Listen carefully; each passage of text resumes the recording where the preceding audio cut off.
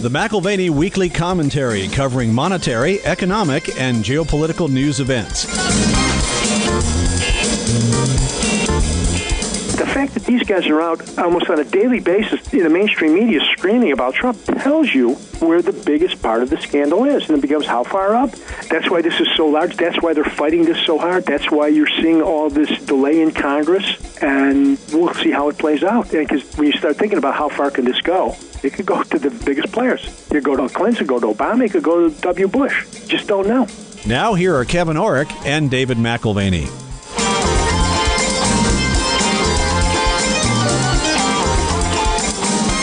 Welcome to the McAlvany Weekly Commentary. I'm Kevin Orrick along with David McAlvany and our returning guest, Bill King.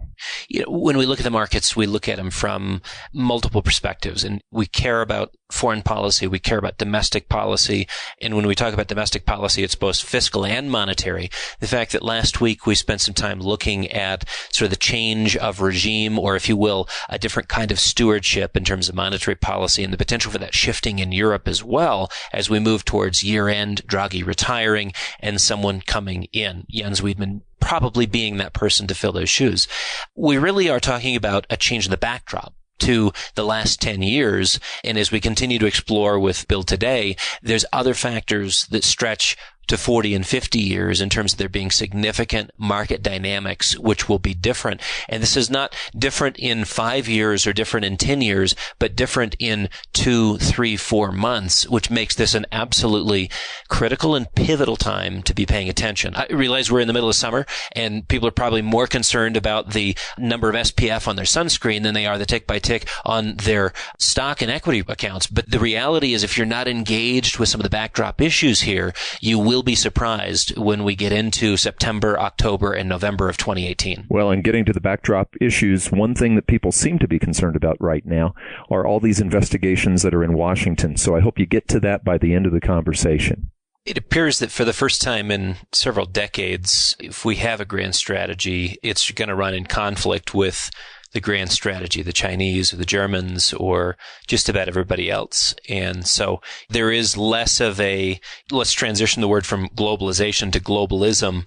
There's less of a friendly one world community when America says America first. And I think that plays into some of the market dynamics that we may see coming up here, but we've got the micro market dynamics passing, ninth year of growth in the equity markets. You get the Buffett indicator, which, shows equity values compared to GDP now north of 140%, only higher one at the time, 151%. I mean, do valuation metrics play a role again? And do they become front and center because some of these political things and geopolitical things remind people that risk does exist and it's not just about infinite quantities of credit in the marketplace? Yeah, I think you're absolutely right. And that's part of this adjustment. Some people don't get it because even we had, the problems would show up here in the U.S., whether it was the VIX crash or even when you had the impeachment talk, and you get a 1 or 2 day reaction would pop right back up. Well, the VIX situation was real. That was very reminiscent of 87 with the portfolio insurance and the arbitrage that was going on, and it had perverted the market, just like VIX did. And so you had some kind of purge in there. But that wasn't really the real economy. That wasn't actually the real stock market, the organic stock market in there. So what the market has understood all along here is that Trump wasn't going to be impeached, that there was nothing here, which is kind of funny. But you can see it. It had the big boom on the tax, and we had it into January, and you just look back all the way from November of 2016 to the January 2018. And now it's consolidating. We see it in the big picture, the weekly picture. You can see it in the daily picture where we chop. You get play overnight. Like today, the whole play on Thursday was with the ECB, meaning everything was a 22-handle S&P rally overnight. And most of the rally occurred before the ECB communique and Draghi, and they were both more dovish than expected, which one could then assume that it leaked out. People knew that ahead of time. And what we do is, because it's expiration, you should have more of we're just doing nothing. The only thing going up are the trading sardines here, the FANG stocks. They're rallying sharply. Nothing else is rallying. And that means you got the handful of people come in, the lemmings, the day traders, the guys sitting in their basements. They know to buy the app, the Googles, the Facebooks, whatever. They come in, they play those things every day. And that's by and large the game. Every now and then we'll see an asset allocation. We saw those a couple times where when the 10-year got up to 3% above there, people would come in, buy 10-year, sell stocks. You could see that a couple times, and then the 10-year fell below that, and they stopped doing it. You see that in there, but by and large, we're treading water because, and you're making great points here, is the easy rally in the U.S. was done on the tax benefit, the North Korea situation, whatever here. And, your questions have all alluded to this. Now we've got this trade thing, this trade situation here, that the U.S. has been on the wrong end since, well, actually, you can go back to the late 60s, but the U.S. peaked. The average worker's compensation, real earnings, especially in the blue collar, peaked around 1973. So you're going on 5 decades of these guys getting hammered, and we're at the end of something because it can't be sustained. We see it in our debt numbers. We see it culturally. We see it in a lot of things. And now we're going to try to address this situation. And you're right. It's not going to be pleasant. And that's what the stocks are trying to figure out here. Here, Europe, China's got a different situation because of their debt. Japan's got this really horrible demographic situation. Of course, there's Germany and whatever. And again, we're watching this thing play out. And it's not just this big boost you got from Trump. As you mentioned here, you had 10 years of this historic easy money. Nobody's gone through this transition of after 10 years of this easy money that all of a sudden the Fed has been out of that game for a good year and a half. You're right. The ECB looks like they're moving out of this within the next 6 months.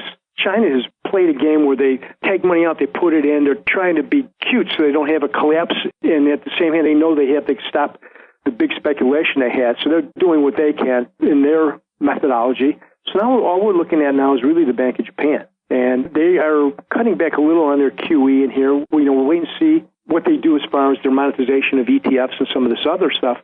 But, you're absolutely asking the right questions here. Is we're transitioning out of something that is absolutely unprecedented. This 10 years, not just easy credit, but negative interest rates, of massive QE, of monetizing stocks in Japan, on and on and on. It's not going to be easy to make that transition. And I think what we're all watching for is, what's the event? Because it is confidence. What event destroys the confidence here? And I think it is going to be Europe. It possibly could be Japan or maybe even China, something extreme here. But where the real game for the U.S. is going to be is when that happens, how well positioned are our banks and our citizens, their liquidity, to weather that storm? Because if you can, it'll be similar to Britain. When you had the Great Depression, Britain did very well in the 30s. They were positioned, they were able to come out of it better than we were because we had more access, we had more things going on here. And that's what I'm thinking with the dollar, and you're seeing this, is that people are saying when the next thing hits the fan here, and it's about to, in the next few months, something's going to happen in here. The U.S. looks like they're better positioned. Their banks are better. We do have a big debt situation everybody keeps pointing to, but the banks don't own that debt, where it's the reverse in Europe. The big banks there own all that bad sovereign debt here. We have corporations that are, even though they've been buying back stock like crazy, still have a lot of cash. And that's where I think you're seeing, with just on a basis here internationally, that people are starting to slowly move. And the reason this is moving slowly is that's the serious money, the big private money. We all know that the hedge funds and the traders, they're violent, and they do a lot of it without thinking. But the meticulous, well-thought-out money, if you look hard enough, you can see what's going on. You're right. The intriguing thing to me is gold. Now, gold is sitting here, and it's really caught. Because on the one hand, you got the dollar strength, you got the Fed, and that normally should be hitting gold and forcing it lower. And it has a few times. You can see when it would break down. But there's a serious bid in gold. And I think I mentioned this last time I was on. And to me, it's the big private money, the serious money, are careful buyers of gold. And we know Russia's buying it, and China. Every now and then you'll see the hedge funds will push it up when it looks like it's breaking out. Then they'll whack it down. But to me, there's a serious underlying bid in gold, because I think anybody that's reasonable that looks at this, even including the U.S. here, is that at some point there has to be a reckoning with the debt. Now, that's why we've done this thing for 10 years with the easy money, because nobody wanted to have the debt deflation. So now, because the Fed is starting to move away, they think the U.S. banks and corporations are okay. The problem will be the government, if anything. But as long as the economy can produce enough receipts, we can pay it. Not that we're going to pay it down, but we can keep making the payments on this. The real crisis is going to become is once we have the unwind occur. It's just like, and I used this analogy before, you're teaching a child how to ride a bike. You put the trading wheels in. Now all of a sudden you say, and that's what we've done here with the markets, global markets and economy. So now you take the training wheels off and you're holding the bike, right? We've all, with the kids, you hold the seat and the kids pedal and you trot next to it. And then every now and then you let it go. And the kid wobbles a little and you grab it back. So that's what the Fed here is letting the bike go. But they're still holding, they're close by. They're just letting go a little bit. Once you let this thing go, I think most people understand because of the debt, this thing's going to fall. It's going to fall over or whatever. And when that happens, what do the central banks do? And I think the big private money is looking at this and they're going, yeah, we know the central banks have got to start moving away. And when they do, in whatever your period of time, everybody's guessing, 6 months, a year and a half, 2 years, there's going to be a huge debt crisis. And then we're going to get the panic from the central banks. They're going to pour back in, and that's why we want to own gold. It's not for what's happening now. It's not for what's going to happen in the next 6 months, maybe even the next year and a half. It's just that the next time we have a crisis, how's this thing going to play out? So to me, that's what I'm doing is I'm looking to stay liquid. I'm looking to keep an eye on the interest rates and stay short because the rates are moving up, and have some gold and some silver in here as an insurance in case things happen faster than you think. And wait and watch, because the real key is when the next slowdown and crisis hit, what do the central banks and governments do? That's what I think in the long term the big private money is preparing for. I think that's why you see the FANG stocks go up, because you see Buffett, these guys are buying the Apples, buying these stocks that have huge amounts of cash because they really have become de facto convertible bonds. If the market keeps going up, you're going to get equity participation. If it goes down, they've got enormous amount of cash, that should give you some floor here like a bond would. But you can see that. If you really look at it, you see the big private money is positioning themselves for something's going to happen. Then we'll make the big bets once we see the governments and central banks, how they react to that. So I think that's the big picture here going forward now. Now, going from the big picture to sort of the daily moves, we've seen something of an evolution here in the last 10 years where, frankly, algorithms and high-frequency traders were few and far between a decade ago. And today, they're 80-90% of New York Stock Exchange volume. If you combine the algorithm and media cycle together, we started out our conversation by talking about technical analysis and what the charts are showing and everything else. Can we assume that there's been some sort of evolutionary process, not necessarily a positive evolutionary? We could think of this as almost like a cancer, I don't know, something like that, but where the markets have changed somewhat, and because of this algorithm media cycle, behavior in pricing has changed? Or is that just a temporary anomaly? This is a terrific question because it is creating change. You can see it. I think I've mentioned this before on here. Because of all this computerization of the algos, these patterns are becoming more and more ingrained. We used to see these, like the overnight rallies, and you see the last hour, and you see the rally into the European close, and then after Europe. That's what we had Thursday here. You have a rally, we got hit after Draghi spoke, and then you get a rally into the close, and then right after close, you roll over again. And these things used to happen. And we used to call them, decades ago, the specialist openings. You would open a stock, and then especially if you open strong, depending on how strong, you would look to see when it starts rolling over. It typically rolled over 15 minutes to 45 minutes after the opening. And we've been seeing this regularly, that after a really strong opening, we tend to peak 30 to 40 minutes after. And that's because this is all programmed. Before, it was just guys paying attention. Now, this is all programs. And these programs are also now with all the major institutions, the really big guys, the organic. This is programmed, so when they execute orders, they're not executing. They just put this stuff in computers, and it spits this stuff out. And if it's going up, the computer knows that we're going to accelerate. If we have something to sell, we're going to accelerate it here into that, and that's what tends then to roll it over. And if they're buying something, they're going to pull away and wait for it to roll over, and vice versa. It's all programmed, and it goes on all day. So now we get these days where there's very long periods of nothing going on. You get the ETF guys at the end of the day. You get the VIX guys at the end of the day. You also get the institutional guys play. They play heavy the first 45 minutes and the last hour to an hour and a half, because that's what the computer tells them that's when you should play. And the rest of the way, you should just be piecing in a couple hundred every few seconds into the market. So you're right. Now, the problem has become is the more this is occurring, the more the computers are taking control, the more people are getting fired. If you look at Wall Street, the size of the trading desk and just the different departments are just dwindling. And that's why I think you're starting to see Connecticut's having tax problems in New York City, because the amount of people in financially related jobs is diminishing greatly.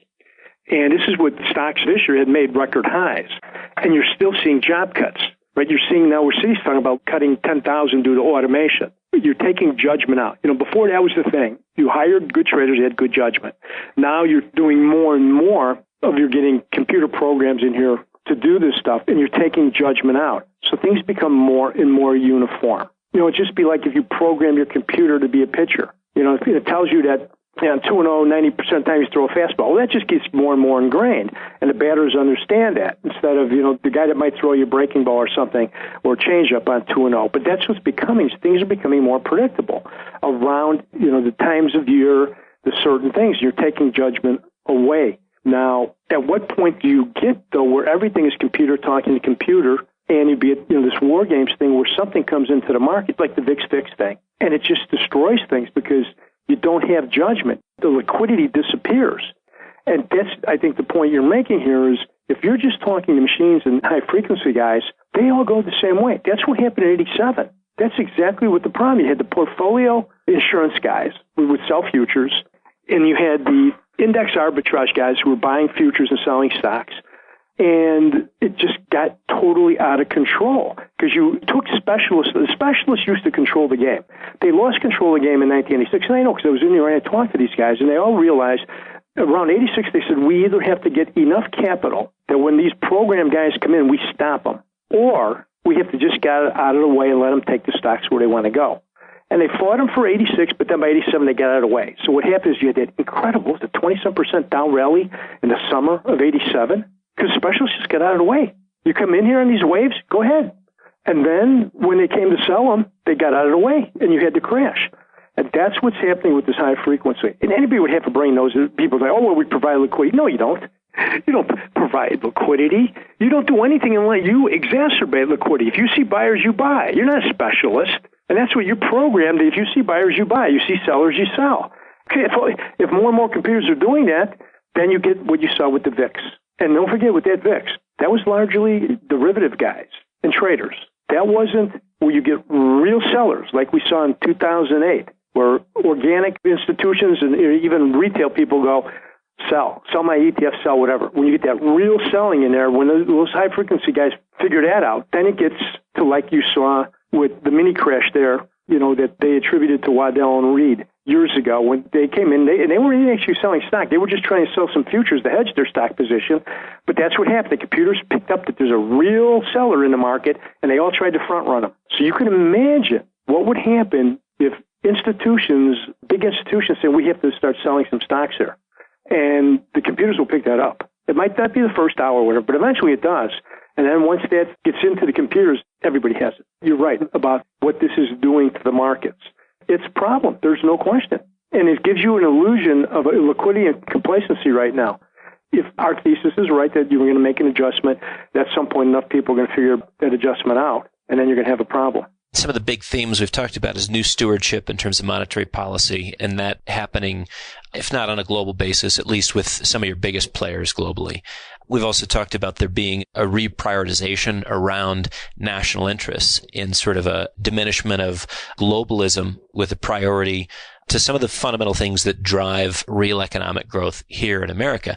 But this changes the dynamics within the financial markets. Many people have assumed that if we have a stronger economy here in the United States, that the financial markets are just going to rip, the stock markets are going to do great. And yet we're talking about some implications actually that could eviscerate the U.S. stock market in the context where everyone's doing the same thing on the basis of algorithms in that positive media feedback loop, and Bloomberg has a computer that generates an article headline and algorithms and other computers trading off of a computer generated headline. I mean, it's almost absurd, almost laughable. And having that move in reverse is a serious thing. I don't think people understand how frail our financial markets actually are with some of these dynamics in play. This is another great point you're bringing up. We look historically, and the reason you had a stock market, the altruistic rationale is it allows for capital formation so that you can have companies, mature, come to market, raise capital, And if they didn't do it, they fell apart. But the companies that were good, you want to innovate, you raise more money, new plant equipment, you go to the market, blah, blah. Well, and we knew, and it got crazy in the 20s because the pools and whatever, and they perverted it, and it became speculation. Then you wrung that out. And then, of course, you always get the pocket sweep speculation in the 60s and whatever. Of course, the 80s got ridiculous. We really got into the financial engineering. And that's largely because of derivatives, computerization. I don't want to get too much on that because that's a 2-week discussion. But you increase the employees in financial-related services starting in the 80s, starting with mortgage-backed securities and derivatives and on and on and on. It just blew up until the computers took over, and then you just start contracting again. Now, the other thing that's happened here is in that period, you brought the LBO guys into play. And that became such a dirty word. Now they call themselves private equity.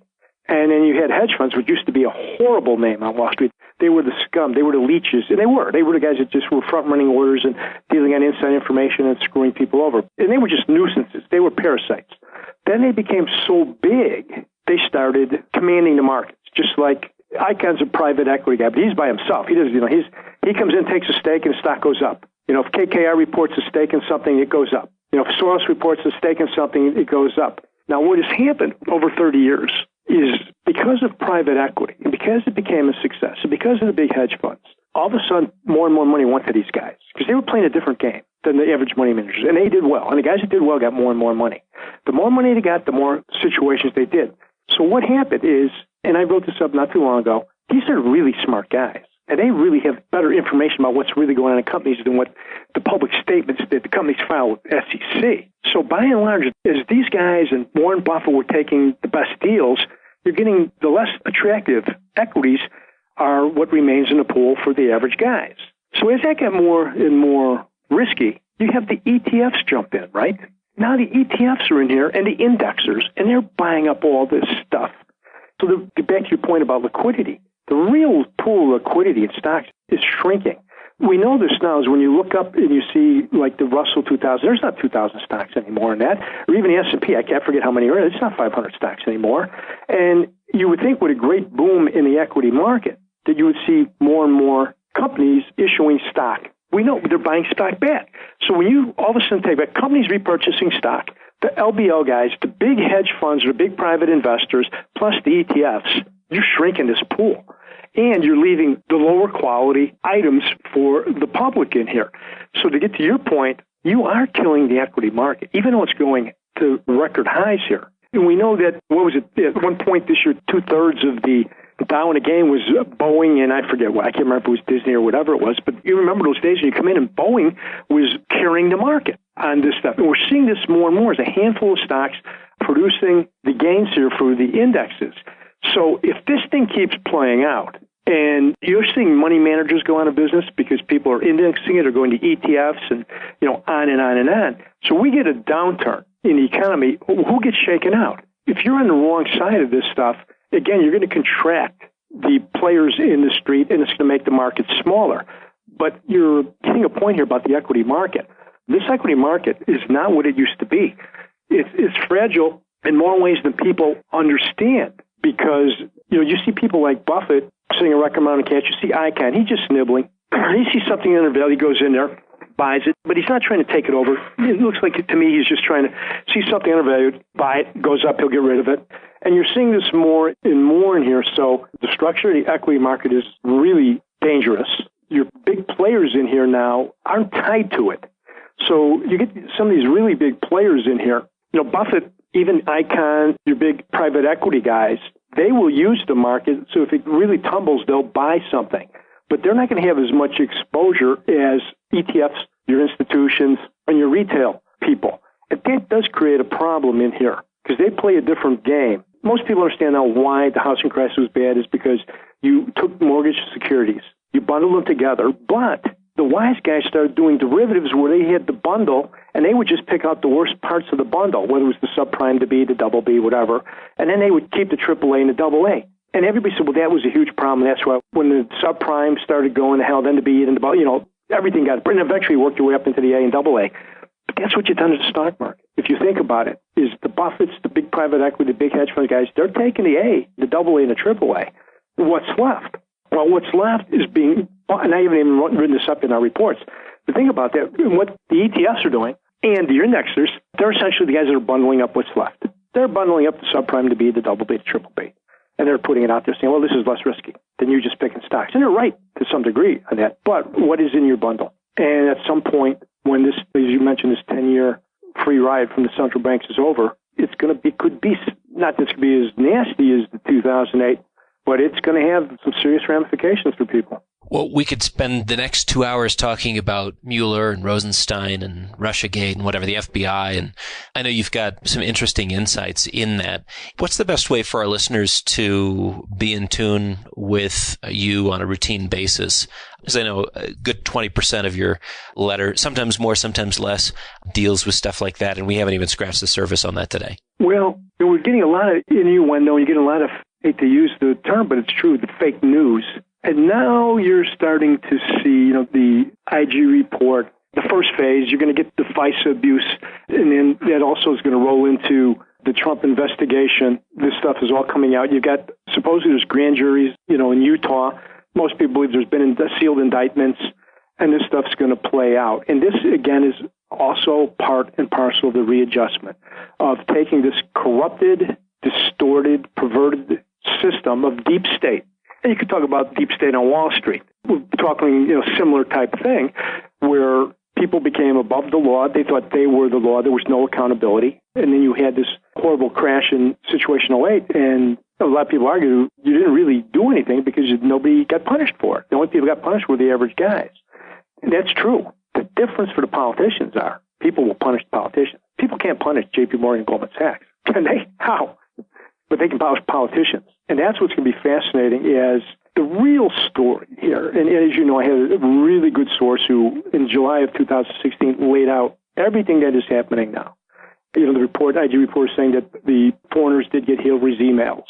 And that's what we were told. And what we were told is the reason they know that is because the NSA was watching Russia watch Hillary. I mean, it's really kind of Maxwell smartish here, is that there's reports out that Hillary, on her first trip over to Russia, Vietnam, and China, took her BlackBerry and the state players got her password. They didn't have to hack her. That was the big fallacy, and we told you this a long time ago. We were told they had the password. They didn't have to hack her to DNC. They were watching her in real time, and of course the NSA was watching them in real time.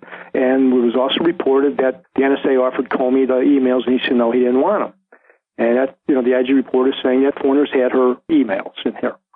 So the bigger thing to watch here is where does this lead? Because serious people, the people that were ex-Intel people, understand that what happened here is in the wake of 9/11, just like this country tends to do, is that the people at the top don't waste a good crisis.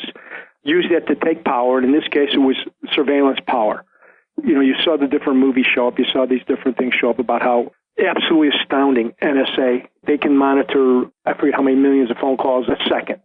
And they're snooping, they're listening, and on and on. And then you got Clapper lying, the former head lied twice to Congress. No, we're not doing that. And then Snowden and these other guys leaked out. Yes, you are. And that's why these guys leaked it. It's the scope of the surveillance. Then we got into this unmasking where when Obama's Secretary of UN is unmasking people. Well, why the heck is that? Why? And then when Admiral Rogers stopped people from accessing the raw intelligence, they circumvented him. And that's where this stuff is likely to head. I don't know if it's going to get there, but the big, big scandal here, and it's, again, it dwarfs Watergate, is the scope and politicization of the surveillance, that they're surveilling far more people, and they were doing it on a political basis, and the cooperation with, the Five Eyes, the other Anglo countries, Canada, New Zealand, Australia, and Great Britain, and how they were using each other to circumvent the law, where you say, well, we have a law, you can't spy on Americans. Well, you know what? Hey, Brits, come here and spy on these people in the Trump campaign, and then give us the data. It's unprecedented. When you think about it, you have an ex-head of the CIA, ex-head of national intelligence, have taken gigs with the media, and they're on TV every day screaming about this. Are you kidding me? Doesn't it tell you what these guys are scared of? You don't see these guys. Most of the time, you don't even know these guys' names. And when they're done, they go deep underground. They don't want to be around. The fact that these guys are out almost on a daily basis on Twitter or in the mainstream media screaming about Trump tells you where the biggest part of the scandal is. And it becomes how far up?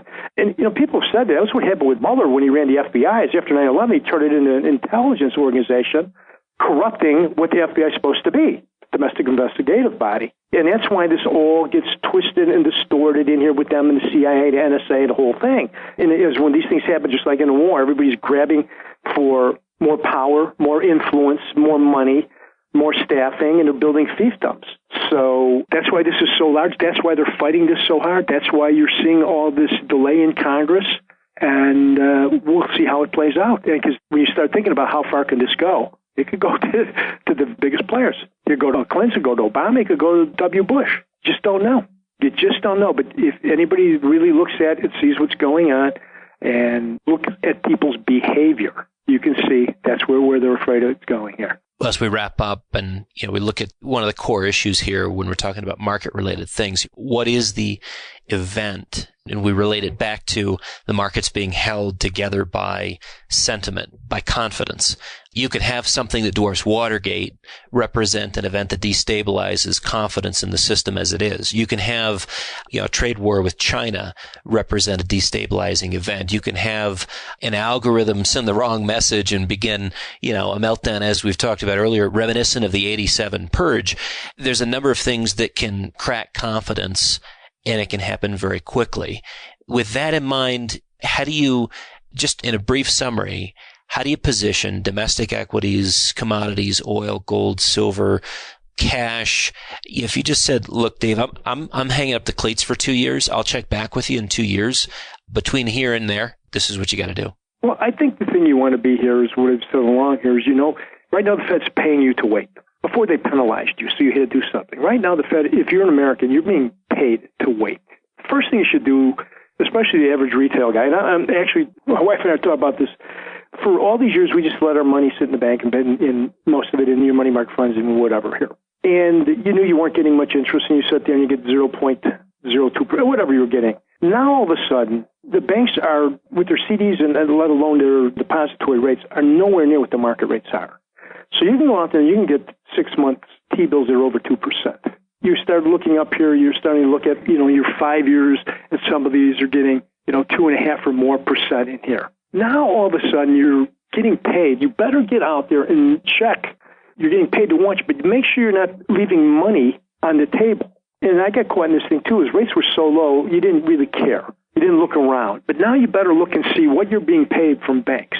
And I think that's another reason why the banks are under pressure here, is because there's some disintermediation going on here. People, the rates are going up, banks could charge more for loans. Yeah, but you know what? People start taking the disintermediation, which we saw in the 70s when rates started going up. That was the big term, disintermediation of the banks. People took money out, went to money market funds and what else, where they were getting higher rates. And I think that's the first thing you got to do to protect yourself, is make sure you're paying attention to where the market is on interest rates. Position yourself to be cautious because rates are going up. Depending on your situation, you can, look to extend out to 5 years. I wouldn't think I would go to 10-year yet, especially when, you could see your 7 years are at 2.9. They're not really, because the curve is inverting and flattening, they're not paying you right now to extend out. So you want to be shorter term until the curve starts steepening again. And then you got to have some hedge in here, some type of hedge against a sudden spasm in the market, whether that's gold or oil or something like that. But right now, the Fed is paying you to build liquidity. And then you need a hedge here on that in case something happens very quickly. And I think that's prudent. That's what I'm doing with my own money. I think that's where you have to be right now watching this thing. That doesn't mean if you see a situation here and you have good information that you don't go out and do something, but you better do that in a small, measured, careful way. Just like Buffett is doing, just like I can, just like the smart guys are doing here. But they're waiting, and it's coming their way, and that's what they know. The more cash they have, they're getting paid more for the cash, and they also understand that means eventually someone's going to have to disgorge assets.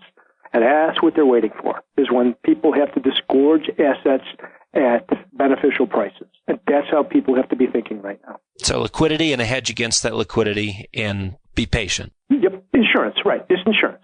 And then be patient for when there's some kind of, adjustment, purge, whatever. And then you have to be careful and watch and see how that plays out here. Because the one thing that's sitting out here that troubles me the most is over the last 10 years, we've gotten the mini crash, the flash crash, We've had the VIX crash. We had 2011 and 12 was Europe or 10 or whatever it was. We had the summers where Europe's where we had the little things, and everything just keeps bouncing back, goes to new highs. So you've got people that are 35 or under that are in the business are used to just buying, always thinking you go to new highs. You're going to get a situation there, and this is the one where you got if you're bullish here, and that's fine. That's when the technicals are such that you can be in stocks here, but you got to be careful. Is that when we get a good downward reaction, and then we get a bounce, if you take out that secondary reaction, look out, and that's what we've been all along. We had that VIX fix low there in February. If that thing ever got taken out, it was going to be trouble. I mean, that's what really happened in '87.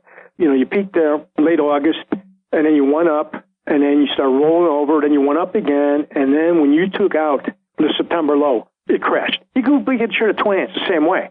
There's like a level there, the reaction low, and that's where it's some of where the Dow theory comes from, is that when you get that first significant decline after a high, and then you go up, and you rally, and you don't make a new high, and then when you take that reaction low out, it gets ugly. And that's what I would look for here if you want to own stocks here. You better know, you better have a plan that when you're going to get out.